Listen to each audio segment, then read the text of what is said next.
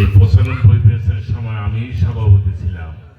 আমার সৌভাগ্য, আমি মনে করি যে আমার এই ব্যাচের সমস্ত ছাত্র আর ছাত্রী সবাই আল্লাহ পাক এদেরকে অত্যন্ত ভালো লাগছে এবং ভালো থাক সেই কামনাই করি।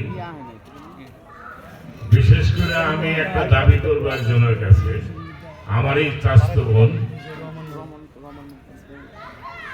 ইয়াসমিন একটু দাঁড়া।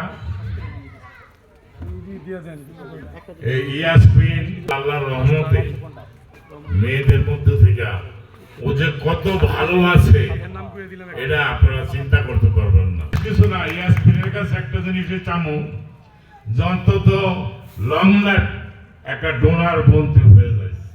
তো জামাই থাকলে আমি ধরতাম একটা লং লাইফ ডোনার হয়ে যায়। এটা স্মৃতি, তুই এই স্কুলের ছাত্রী, এই স্কুলের এই ডোনার, এটা একটা গৌরব।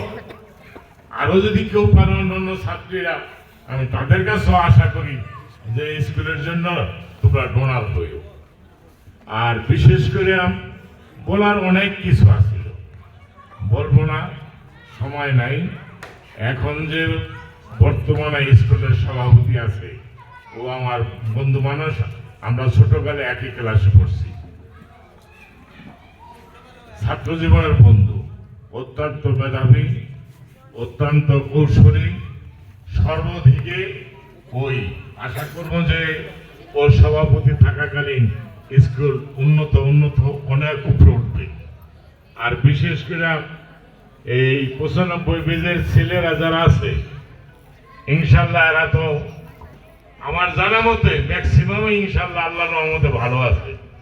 তোমাদের কাছে আমার দাবি, এই স্কুলে যেরকম তোমরা পড়াশোনা করে বের হয়েছ, কিন্তু তোমরা স্কুলের প্রতি একটু খেয়াল রাখো, এটাই তোমাদের প্রতি দাবি। চিরজীবন কেউ থাকবো না।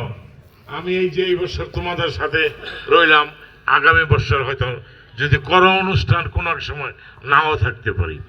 আমি অসুস্থ, আমি সবাই দাঁড়ায় বক্তব্য দিলেও আমার এমন দুর্ভাগ্য আমি দাঁড়াতে পারলাম না।